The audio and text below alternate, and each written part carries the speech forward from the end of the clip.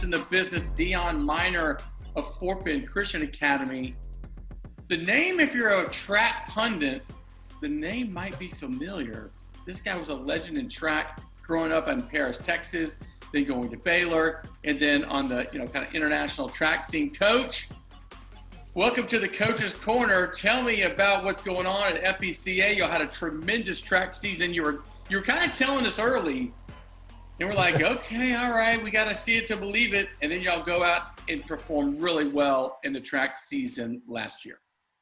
Right. Thanks for having me, Matt. Appreciate this time and opportunity. Yeah, no, kind of like what I was saying last year. No, I was very excited because I saw the potential that we had coming in and that we had there at FBCA. And I've always been the type, and that was one of the big things that I tried to preach to Kelly, our athletic director. I just need the athletes to come out because I've always been that type of person.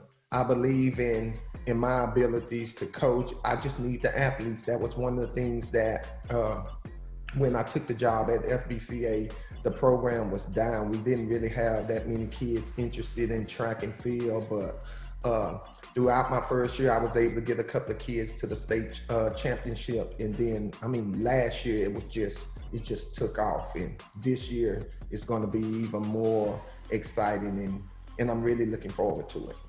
Talk about your timeline, because track and field, you have to be tough-minded to be an elite runner. Take us on your timeline as it relates to your career in track, which has gone for decades.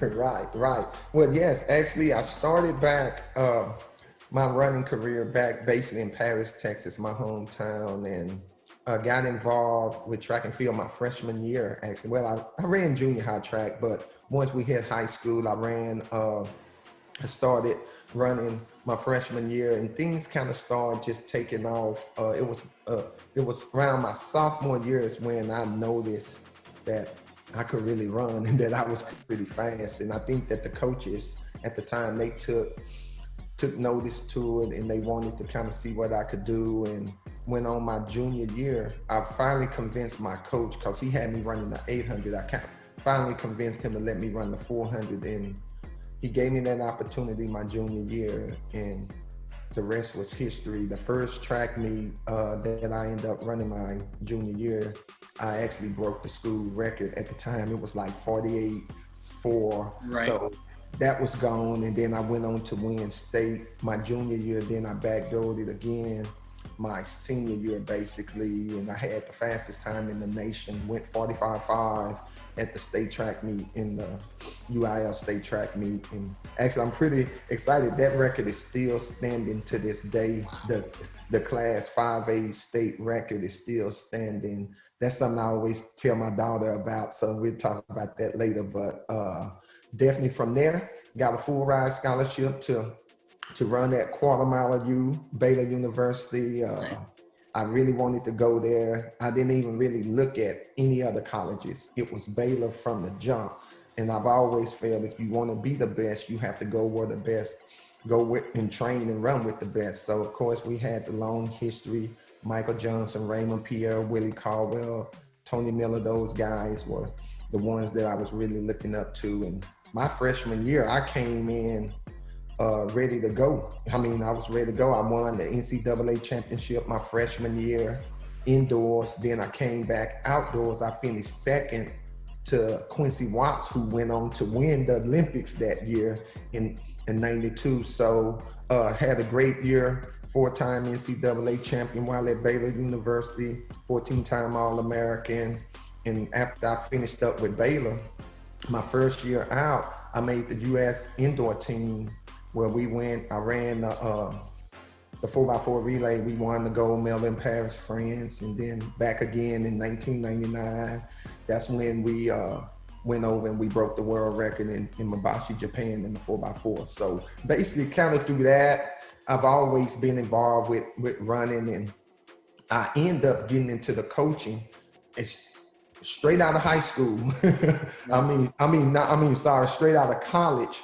my first year out, you know, I was teaching at a private school in Pasadena, and that's kind of how I got into the whole coaching aspect of it. So when you get kids that you kind of see have raw talent, what do you tell them? And then how do you kind of mold that? Because you can only do what you can do. They got to make it to practices and do the work.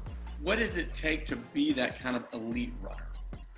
No, number one, you got to have kids. I always tell the athletes when they come out, track is hard. It's hard mentally more than physically. The mental aspect is something that I really preach on with all my kids across the board. I really preach on having that right mindset, because it's definitely a very hard sport to compete in. But once they out with the talent, I have to get them to believe, number one, in themselves, then believe into what it is that I'm trying to teach and show them to get them to a point where they want to be, which is to be successful. What's been your most, like looking back over your career, what's been your most memorable moment and maybe satisfying moment in your track career? Well, it's been a couple. You know, of course, winning the high school state championship and having a state record, that's something that was very important to me during my high school career. And then, of course, winning the NCAA championship in college, then on the professional scene level, of course, breaking the world record. That was probably the most, that's the biggest highlight. You know, putting on the USA uniform and running for your country is definitely something that most track, if not all track athletes, dream to do, whether it's at the Olympics or at the World Championships. Putting on the USA and representing your country, it was just something that I never ever forget. And then watching my daughter run the same event that I did and win the Junior Olympics, that's a big highlight for me too. Let's talk about her. You know, she's having some tremendous success, very young. But I mean, sometimes, you know, your success might cast a shadow. How is she dealing with that as it relates to living up to the minor name?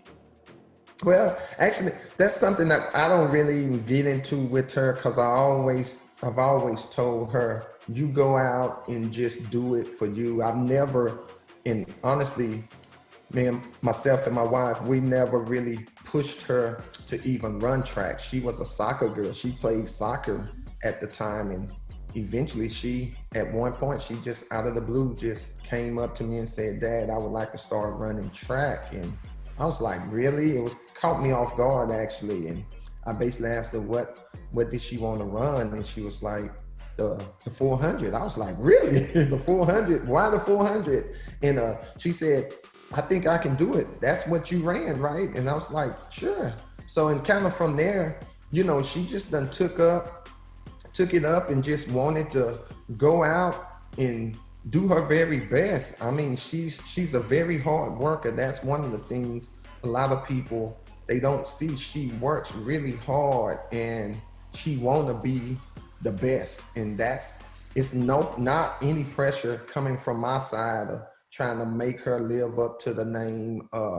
She actually pointed that out at one point. Someone asked her in one of the interviews, and she was like, you know, she know about the things that I've done and that my wife has done on the track, but, you know, she want to just focus on her and just, you know, do the things that she knows she can do. You know, talk about finally FBCA. Why was that a great fit for you to come in and really just take over this program?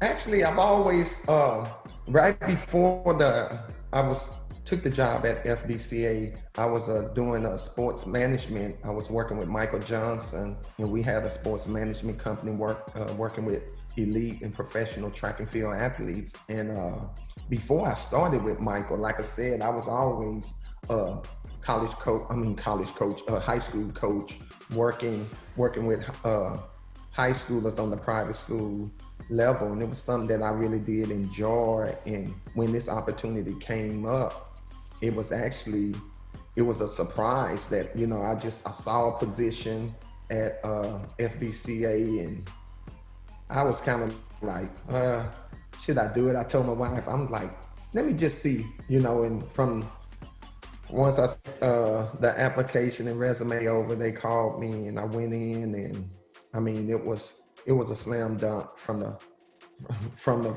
you know, initial visit. At the time, Coach Roberts and Coach Ferguson, Coach Carroll, she was there, and I interviewed with them, and they kind of told me what the direction they was trying to go with the program. It was a rebuilding, and I wanted to take the challenge. I took the challenge, and I mean, I think we're on track to do something very, very good coming up here in the near future.